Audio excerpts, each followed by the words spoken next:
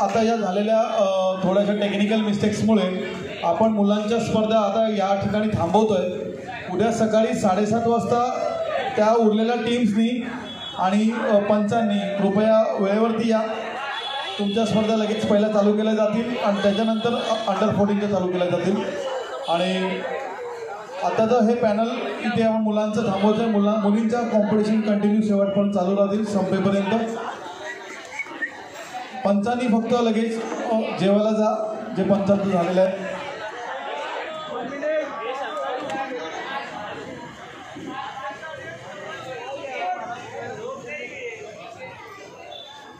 पुरलेल्या मलकामाच्या पॅनलला विनंती आहे की त्यांनी स्टेजच्या समोर यायचं आहे।